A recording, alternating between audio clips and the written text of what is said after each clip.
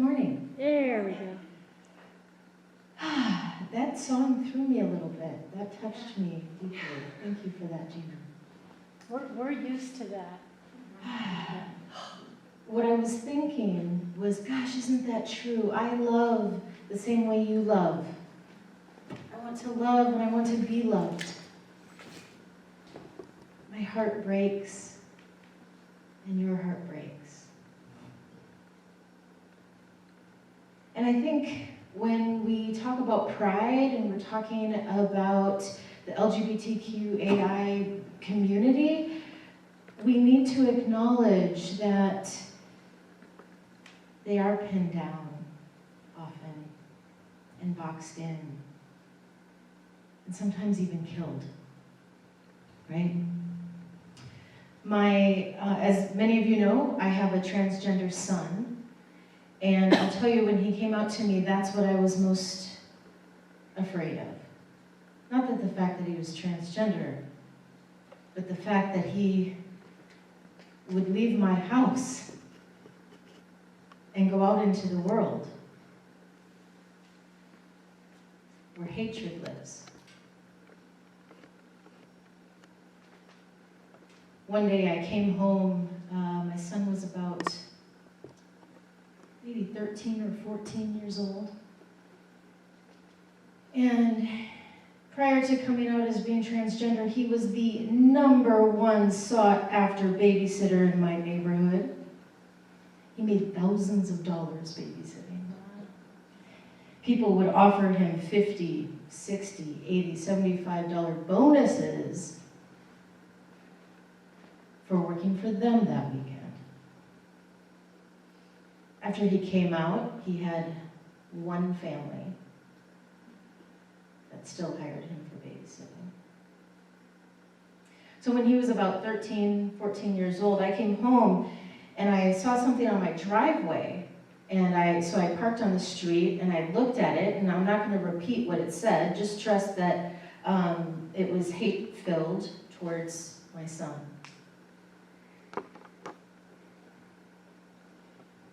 And my first thought was, I gotta clean this up before he gets home. He's gonna come home from school and see this. And so I ran into the house and I don't know, how do you get spray paint off of a driveway? I don't know. I got a bunch of stuff, a bunch of cleaner, a bucket of hot water, and I came out and there was a man walking down the sidewalk with 2 buckets. And he said, oh, I was hoping to clean that up before any of you came home. Oh. And so the 2 of us scrubbed my driveway together, and he knew how to get paint off. It's paint thinner.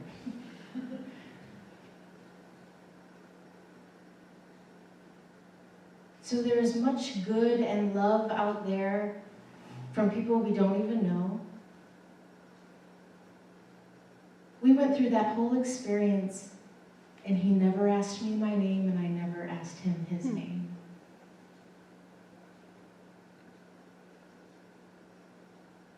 But I felt so loved and supported by him. I didn't know that this would get emotional for me. But I felt so loved and supported by him. He didn't know my family. He didn't have any kids. But he had seen my son out in the neighborhood, and he had heard the stories.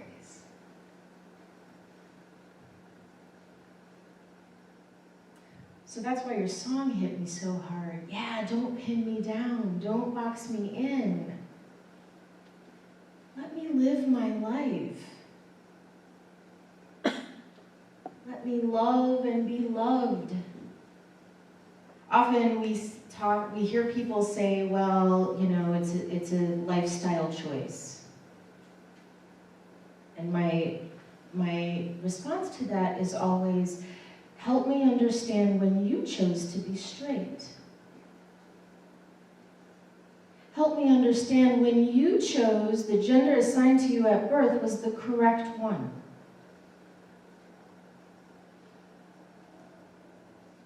Help me understand when you decided, you know what, I'm going to marry someone and be in a monogamous relationship. That's what will work for me. That's the choice I'm going to choose. Most of us have the privilege that we don't have to even think about it.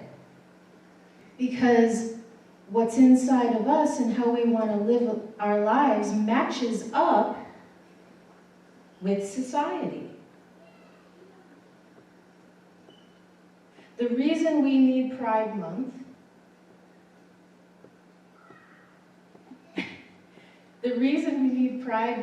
is because people are still dying. Because people are still losing their jobs.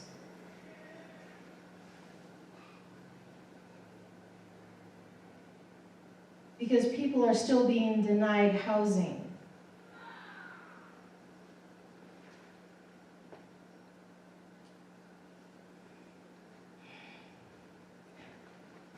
So my original plan, this was going to be a very uplifting and light talk.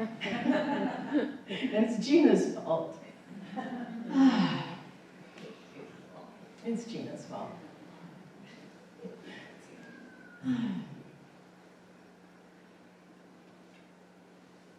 Our unity teachings tell us that we are to recognize the Christ presence in every person. And I want you to think about, in social media, the LGBTQI community is often referred to as the Rainbow Mafia, and I love that, so I'm going to use that. So when you think of the Rainbow Mafia, what category brings you unease? What category brings you unease?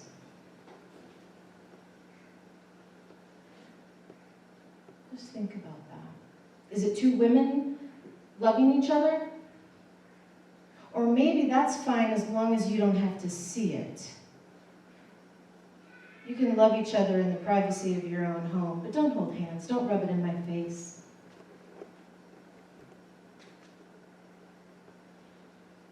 Is it two men loving each other? Is that what brings you unease? Is it a transgender person? Is it different if they pass? If you look at them and don't know that they're transgenders, then is it okay? Or does that make you uneasy? Or is it a person who, in your mind, obviously looks like a woman who's trying to be a man? Or obviously looks like a man and they're trying to be a woman? Does that make you uncomfortable?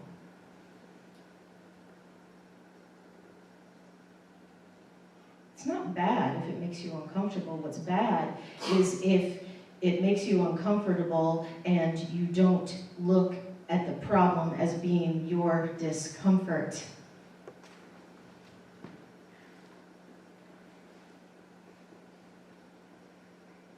When I am in my own practice, my own, doing my own spiritual work, I know that there's magic in my discomfort. That's where my work lies. The things that I find easy and that don't knock me off my equilibrium, I don't need to work on that so much because I got that down, right? So my challenge to you today is to think of the rainbow community and think about which category of person makes you uncomfortable.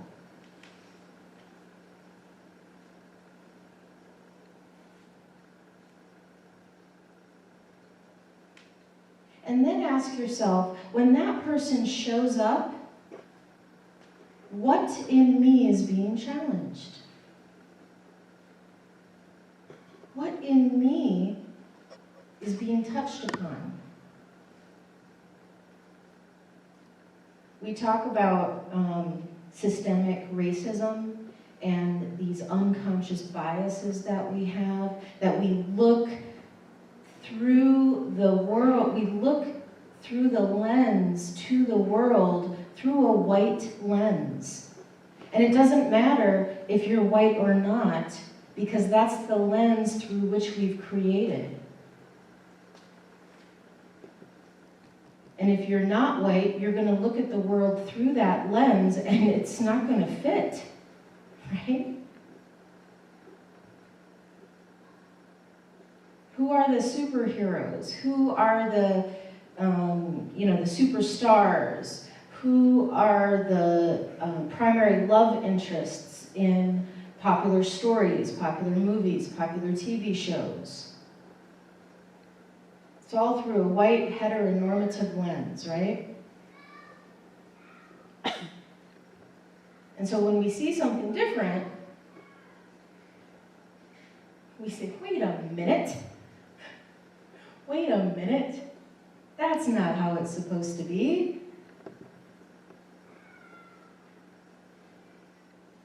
But when we look at the human population, when we look at the human condition, we come in all shades and colors, right? We come in all shades of how we love, right?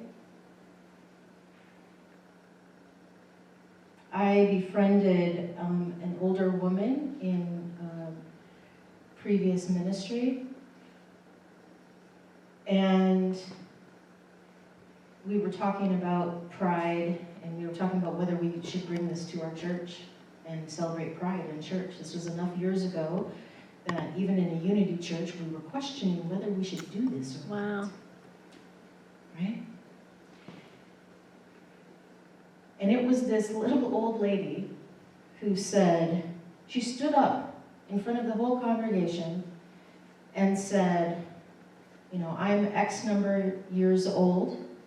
I've never been married, and that's not because I'm gay or straight. It's because I don't want that kind of love. And if I can relate to this group of people, I know you can. And I thought that was beautiful. She didn't know the word. She was asexual. She didn't know the word. And it was so not talked about in her generation that she didn't know that there were other people like her. We live in a time now with the internet, with technology. We can connect with people who are like-minded, right? You can be out in the middle of nowhere and not have a unity church near you, and you can join us. Even if we don't have internet, we have cell phones with data plans. Sometimes, right? When it works. Right? So I want you to think about, some of these,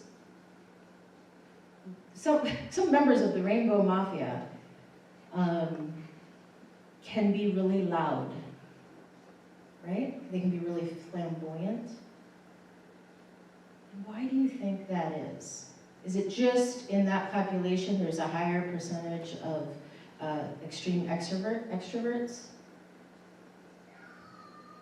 I think it's because people want to be seen, they want to be heard, they want to be accepted.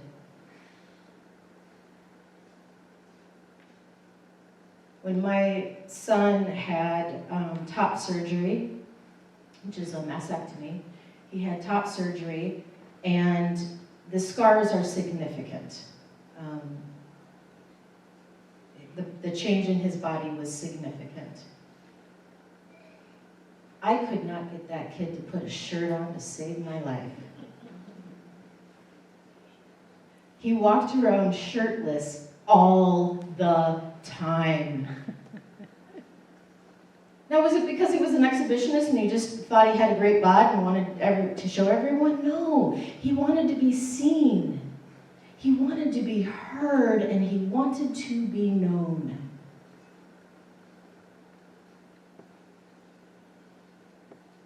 And my neighbor said, does he have to rub it in, well, he said, does she have to rub it in our face?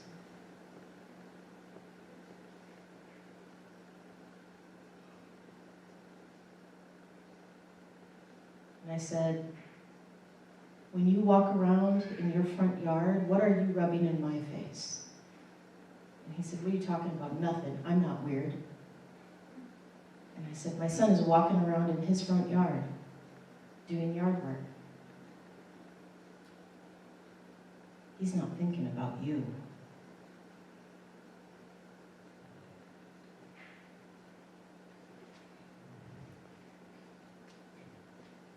And I live in Montgomery County, Maryland, which is pretty liberal. My neighborhood is pretty liberal, but it's mixed.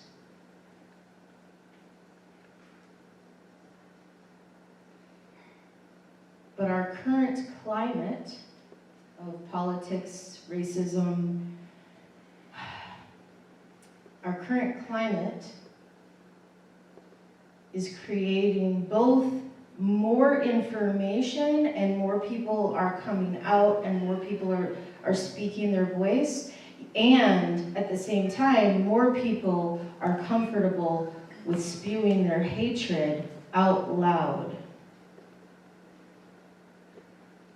Cars are driving through groups of people at pride parades.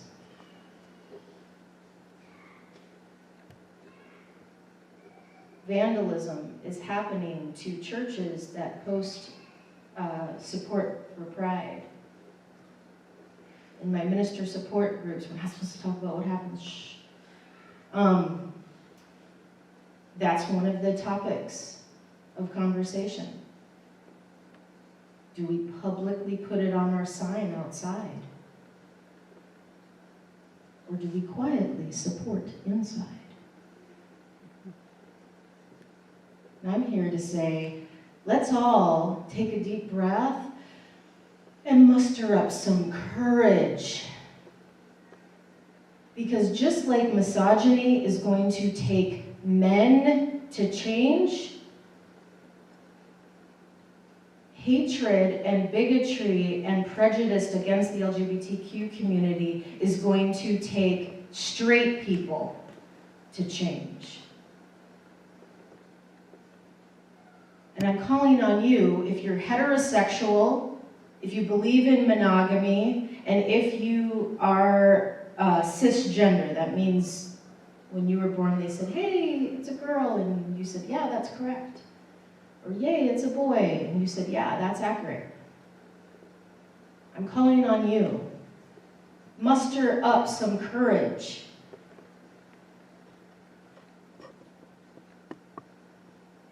And when you see or hear hate being spewed, even, maybe especially, if it's those subtle jabs, those microaggressions, those subtle things, speak up. Say something. Even if it's, I'm so shocked by that I don't know what to say.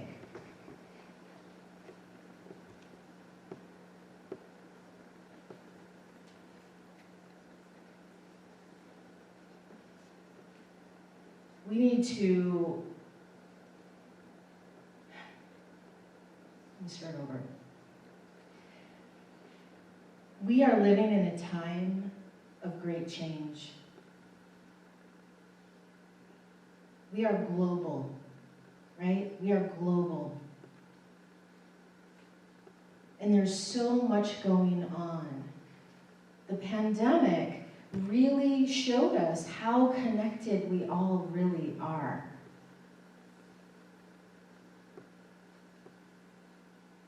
And COVID didn't care if you were rich or poor, gay or straight, black or white. It was just an opportunistic virus, right? We are truly global. And I believe that as a global consciousness, There is a desire to be more and to be better. And this is our opportunity to live our principles, that principle number 5. Live our principles. It is not enough to know that God is everywhere present. It is not enough to know that the presence of God is in me and the presence of God is in you. It's not enough to know that. We have to start living it.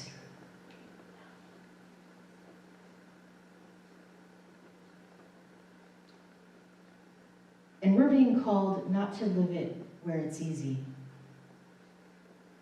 We're being called to live it where it's a challenge, because that is what shifts consciousness. When you are able to say, wow, I am uncomfortable with this crazy loud person, and then say, wow, what does that say about me? Not what does it say about that person, what does it say about me? I'm a rather stoic person. I took Toastmasters, and one of the things they said is, you know what you do, and I'm doing it now, you stand like this, and you talk, and you don't move. But when I step over here, you know, I know what it feels like? I feel like I'm saying, and then, and I will step over here. That's what it feels like to me. So I'm like, the whole flamboyant thing, I'm just like, wow, rock on. I wish I could have some of that.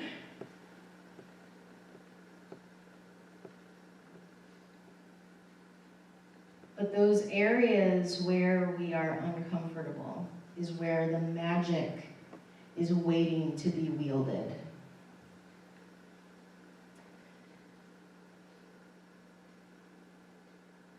So I invite you to think about the things that make you uncomfortable in regards to the rainbow people. What makes you uncomfortable? And let's talk about just the way people love and the way people present themselves.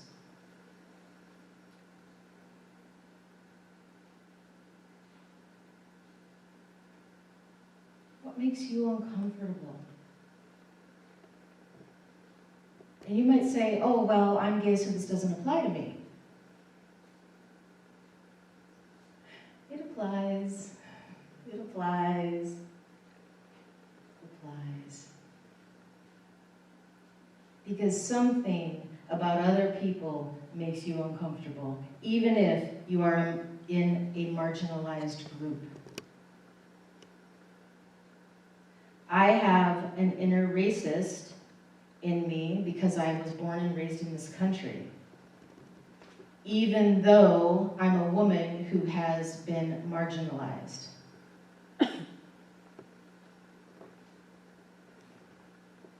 I'm white, I can't not be a racist.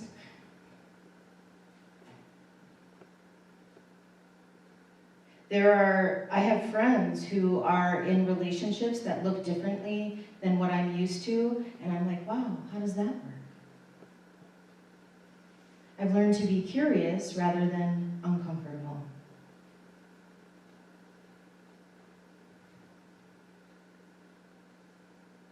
You live in DC and your husband lives in New York. How does that work? Are you just staying married for tax reasons? Okay, I didn't actually say that out loud, but I thought it.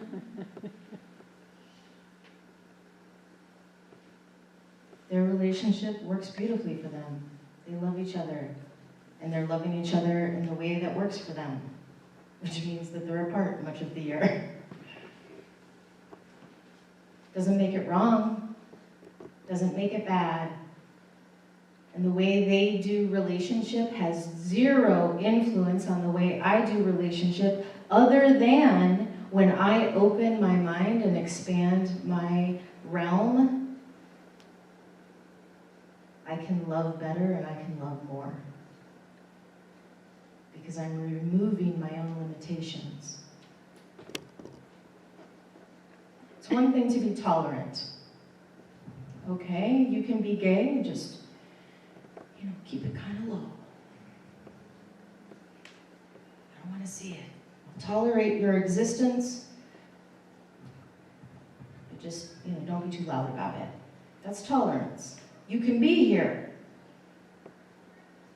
but don't totally be yourself because that makes me uncomfortable. That's tolerance. And I'm inviting us all to move into inclusivity. Wow, your presence is making me uncomfortable. I have a problem. And depending upon the person, depending upon the situation, you might talk to the person and say, wow, when I first saw you, I was uncomfortable. I want to know you more. And some people are going to take offense to that. Some people are not. Some people are going to say, I know when people have said that to me, believe it or not, I go to a minister conference, and if I wear a sleeveless shirt, I've been told I shouldn't do that. Oh. Seems minor to me. I was shocked and surprised, but these people came from a different generation and from a different area. Tattoos aren't popular, I guess. So a colleague came up to me and said, hey, I was a little taken aback when I saw you. I was like, I know. I was like, why? My insecurities were like, oh my gosh, what's wrong with me?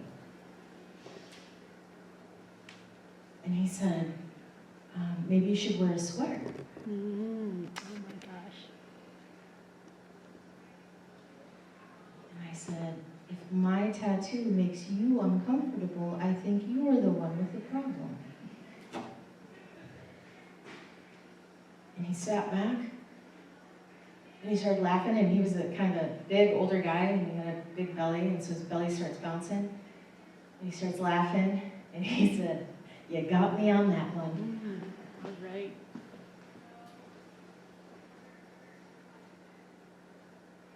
So can everybody think of some group, some category of person that makes you a little uncomfortable? You don't have to admit it out loud, just give me a little, yeah.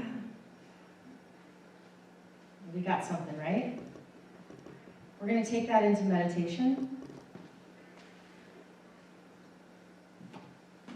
And you might think that in a meditation like this, your job is to love the other person. But that's not what we're going to do with that today. We're going to focus on your discomfort. Because yay, there's opportunity there. So let's all take 3 deep breaths.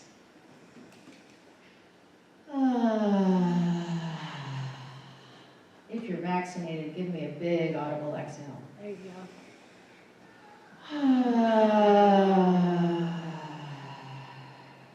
One more.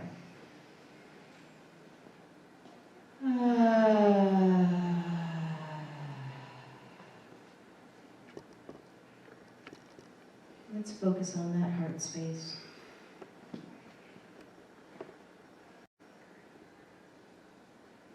Acknowledge and embrace that indwelling Christ presence.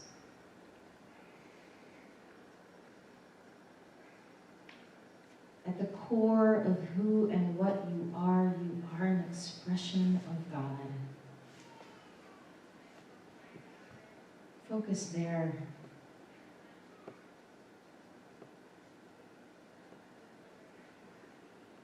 Feel that this is your core.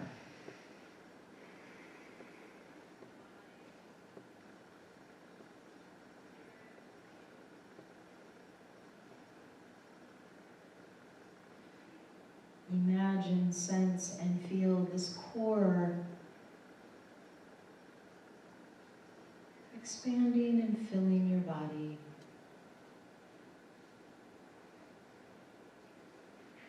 Pulsing with life.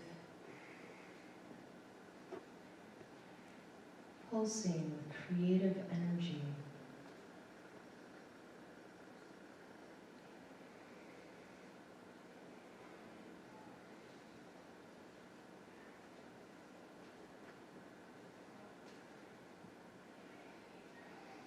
And now bring to mind the rainbow group that brings you a little discomfort. You might know a specific person, or just a general idea of that kind of person.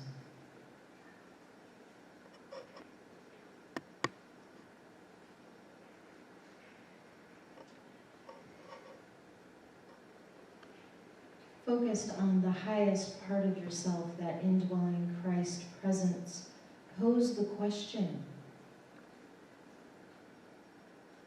what is mine to learn?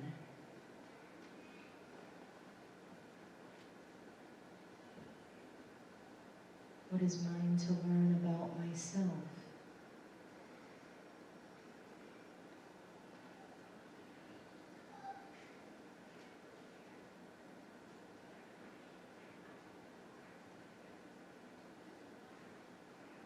If your mind wanders, come back to the heart space, come back to the Christ presence, come back to that kind of person, and come back to the question, what is mine to learn about myself? And we'll hold that question for a few moments in the silence.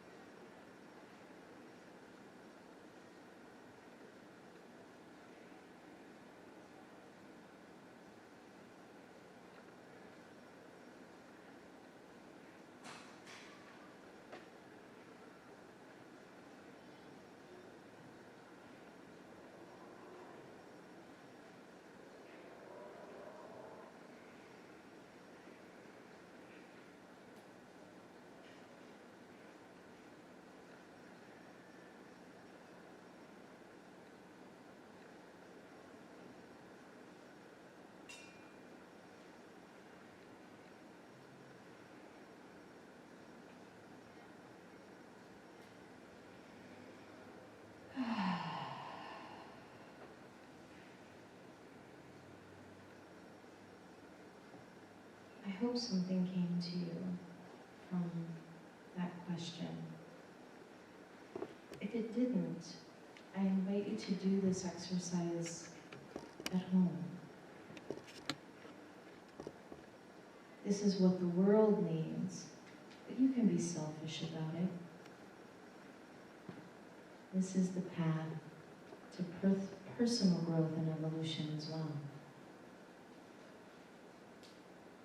But as each of us grows and evolves, we change the world.